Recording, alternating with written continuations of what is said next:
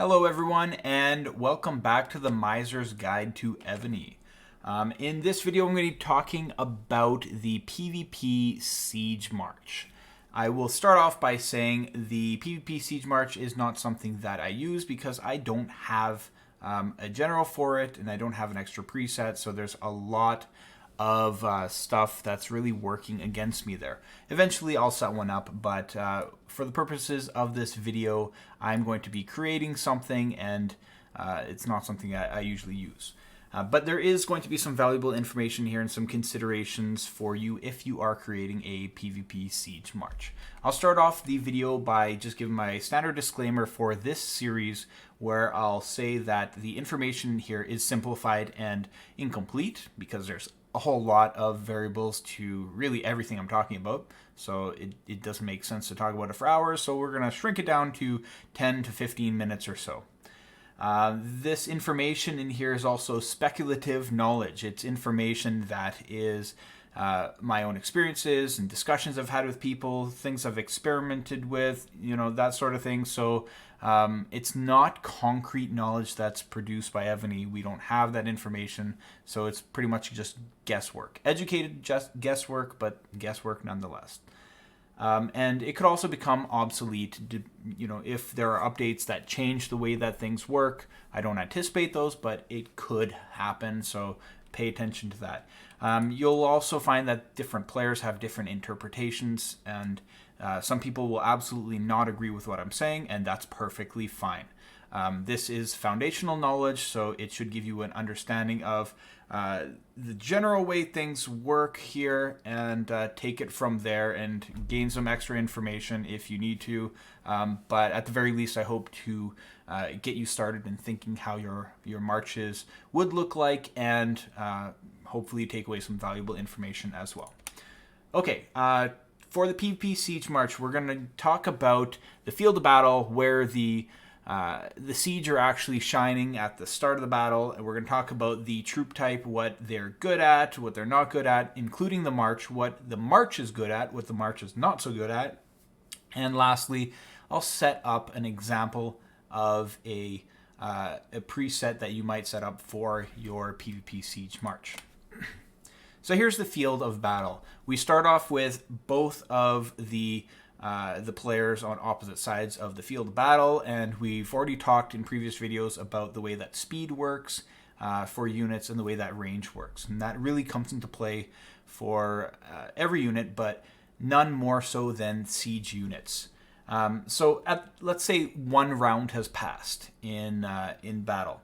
We know that the cavalry unit is going to move up quite a bit on both sides. We know that the archer is going to move up a little bit.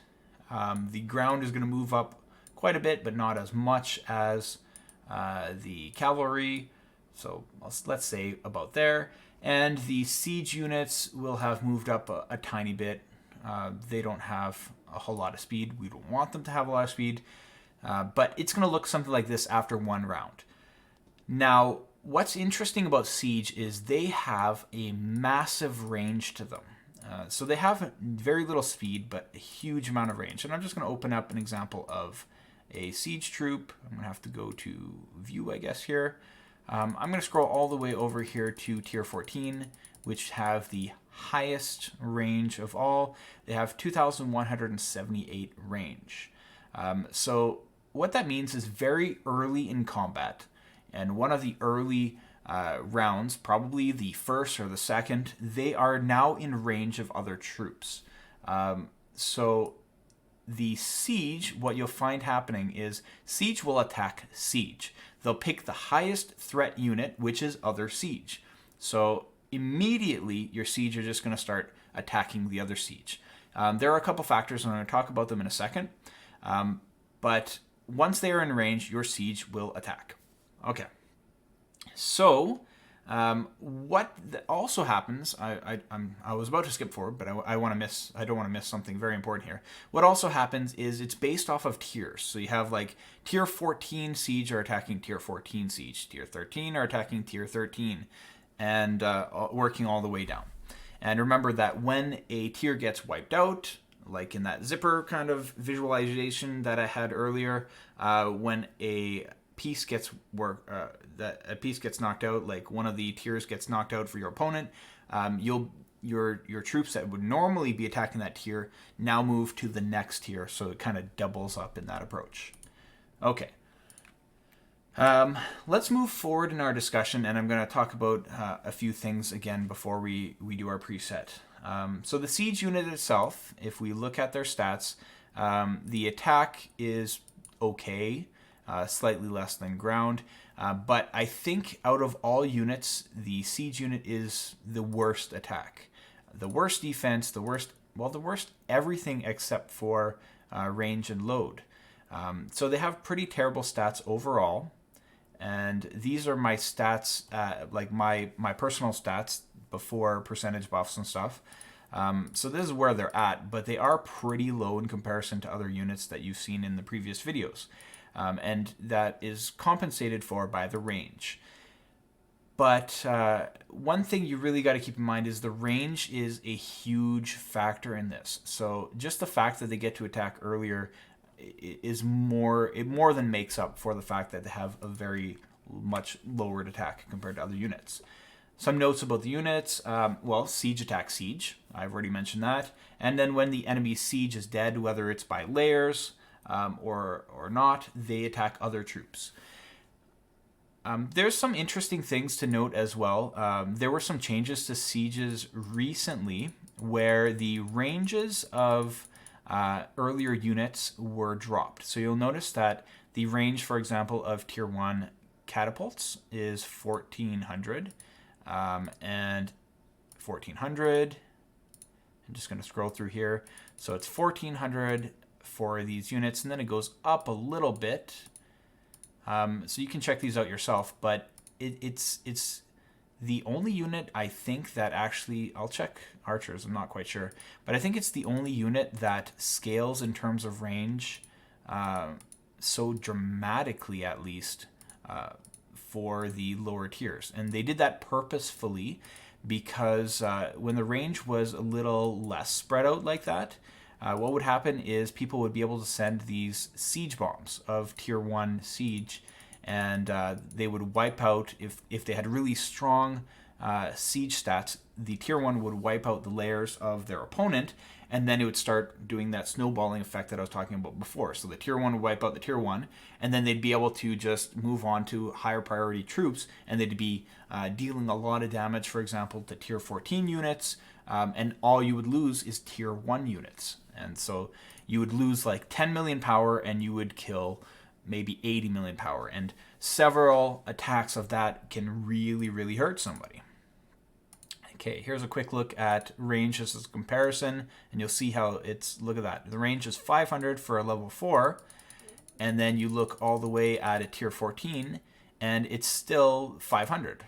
So it's really just siege that are kind of weird like that, and I think that's a pretty recent development, and it's very purposeful in that way.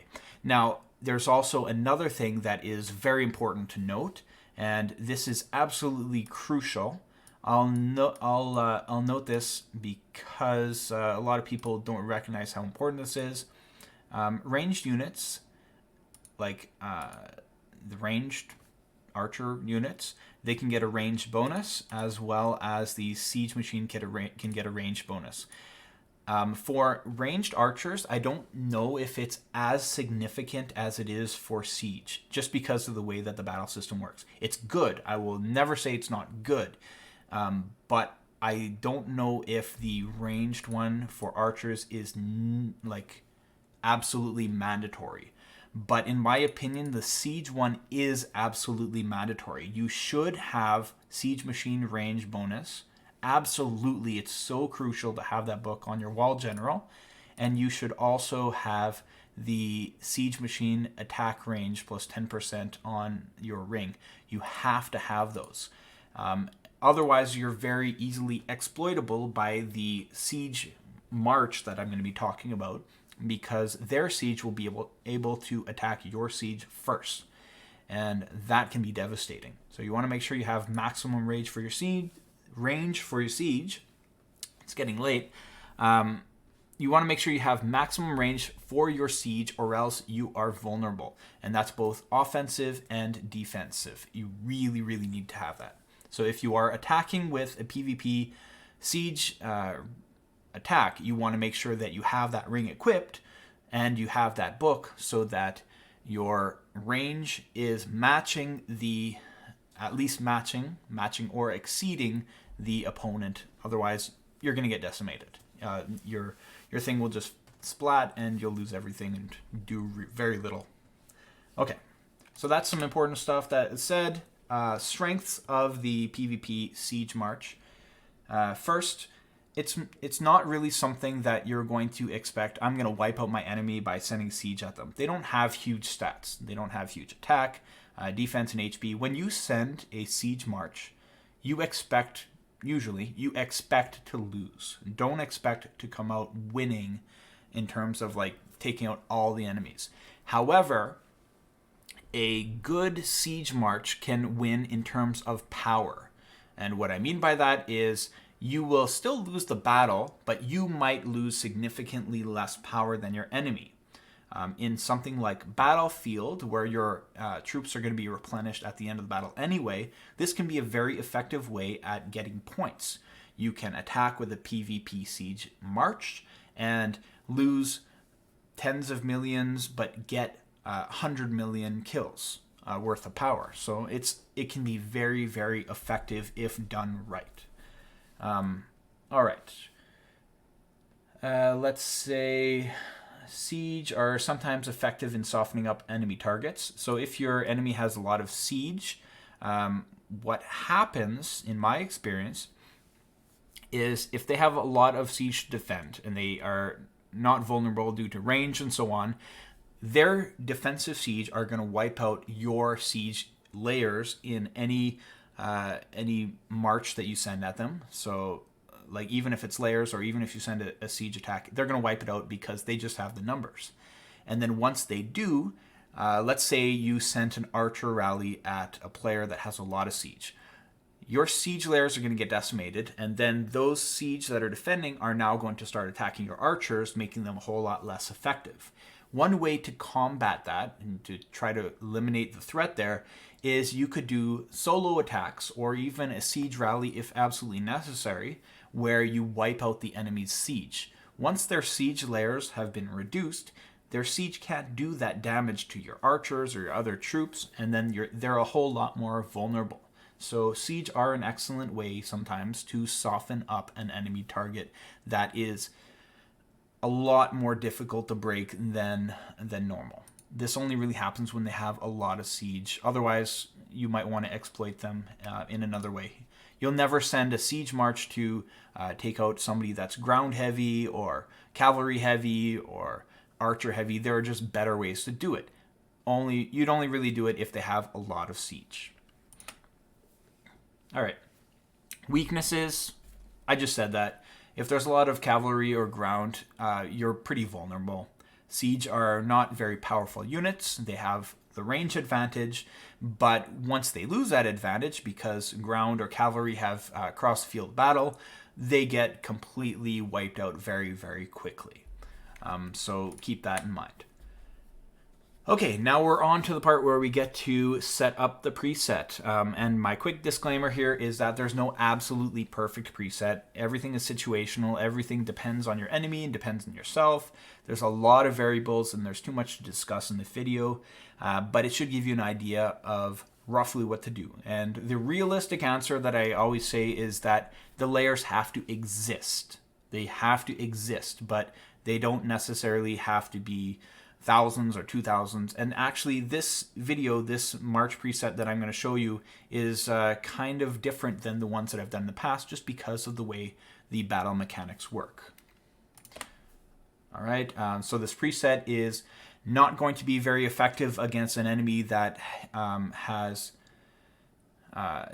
very low amounts of siege because siege attack siege. And if they don't have a whole lot of siege, then you're not really killing anything and you're just waiting for your siege to die. So you should only be using this on somebody that has a significant amount of the upper tier siege. Okay. Now let's get on to actually making the preset. Like I said, I don't have one, so I'm just going to have to go with what I have kind of created here. And as an example, I'm setting up one with Guangaito the Great, who's kind of like a siege and archer general that I have not worked on at all, and he's kind of just sitting there. But let's say I could work with him. All right. What you're going to see as I go through here is my layers are looking quite different than they were in previous videos. In previous videos, I had like 1,000, 2,000 layers, maybe even 3,000 or 4,000 depending. And like I said, those numbers are not absolute. However, the way that we are using our siege is really, we want to get our siege to attack a couple of rounds, and it really doesn't matter what the other troops are. I mean, technically, I don't even know if it's necessary to have layers of the other troops. I don't really think it is, because if I go back to the field of battle, these troops aren't anywhere near my siege. So I'm not too worried about my siege dying. My siege are going to die to other siege. So I need to have layers for my siege, but not necessarily everything else. However, just because I can afford to sacrifice, like, I don't know, 30 troops, I'm just putting layers of 1, 1, 1, 1, 1. Just because. Why not, right? It's not like it hurts me. I don't think I need to, but I'm doing it anyway. And for my siege troops, you'll see that my lower siege tiers have layers of 1,000. And keep in mind that siege advance and have different ranges. So my tier 14 are going to meet the tier 14 before the tier 13, and it's kind of work its way down. So really the battle is going to be kind of determined by your upper tiers. So these ones, I don't even know if they matter a whole lot. I don't think that the layers actually matter, and it really depends on what tier you are attacking with and what tier you are attacking. However, just to be safe, I have layers. Now, you'll see that my tier 12 and my tier 13 and my tier 14 are kind of non-existent. And there's a reason for that. I wanted to make this in a way that leaves it to be a little bit adaptable. Because you're only going to attack an enemy probably with a siege march that has tier 14 siege, tier 13, or tier 12 siege. Anything below that probably isn't worthwhile. Now, there are a couple situations you could come across. It's very possible that they are top heavy, bottom heavy, I don't know. They could have a lot of tier 14. They could have very little tier 14. If they have a lot of tier 14, it would be ideal to just do this. Just max out your tier 14 as much as possible and have your tier 14 face their tier 14 and do as much damage as possible to soften them up. Don't expect to win. You'll probably, you should also only do this if your siege buffs are better than their siege buffs. You don't want to send yourself at a disadvantage, but you want to kind of match their tier. And in this case, I would probably have my tier 13 and my tier 12 with very small layers. They're really not super important. I kind of wish I had more tier 14 siege, but you can see why I don't even have this preset. Okay, now let's say there's the situation where you did a couple of these and you knocked out their tier 14 and they don't have a whole lot of tier 14 left. You don't really need to, it could even be a rally happened and they don't have a lot of tier 14, or maybe they used it. If they don't have a lot of tier 14, you only need to send enough tier 14 to wipe out their lair. So if they have tier 13 in mass still, which happens a lot, possibly they have, let's say they have 5,000 tier 14 that are left. And the 5,000 tier 14 are probably just from the previous battle that just got revived, right? Because that happens. There are two things that I could do here. I could either send all my tier 14 that I have left as well, and then also send as many tier 13 as I can. And what would happen is my tier 14 would wipe out the tier 14 of the enemy and then move on to probably the tier 13. I don't know for certain that they would move to the tier 13. Could be something else. I would hope that they'd move to the tier 13. But a safer bet would probably be to just put enough in here to kill off the tier 14 with certainty. So if I saw that they have 5,000 tier 14 left, then maybe I send 15,000. I'm going to try to get there. Okay, I'll just type it in. So if they have 5,000 left, I'm going to send 15,000 to have absolute certainty that my tier 14 against their tier 14, mine's going to win and move on to attack other troops. But I'm going to overload my tier 13 so that my tier 13 against their tier 13 are going to face off, and because I have better buffs, then I will deal more damage than they will deal to me. So I'll be able to get a lot more kills. I'll still lose everything, but I will lose less power than they, and I'll be able to soften them up for future rallies. And you could consider the same kind of things in an actual rally. If you know that they don't have a whole lot of tier 14, then maybe have people focus on sending tier 13, which are going to definitely be attacking the tier 13 of their opponent, because that's the focus there, right? And the same thing works towards tier 12. So just work your way down for those units and send what you absolutely need. And so it's very flexible in that way. But generally, you're looking at doing something like that, where you just have small layers of everything else and you max out your tier 14, because that's where you're going to get the most kills. And this is especially true in bigger players that have millions of siege, and you need to get rid of those siege, or you prefer to get rid of those siege, so that it makes it really all that much easier for other attacks. Okay. So I think that's about all I wanted to discuss in this video. So as a final note, I want to say thank you to the people that have chosen to become YouTube channel members. It's so appreciated when people do become members, even if it's just for the Fafnir level. It's definitely appreciated. Please also consider liking or subscribing or joining the Discord channel if this information was valuable to you. And please share these videos. I make it for you guys so that you can spread this knowledge, and we can all become better Evony players. If you do have suggestions or you have comments, different interpretations, put it in chat. Like I'm not going to cry if my interpretation is different than yours. We all have different interpretations, and I have a lot of learning to do too. So if you do have different interpretations, I would love to hear them. Please put them in chat, and I will gladly discuss them with you. And that's all I have for this video. Thank you for watching. I will see you in the next one.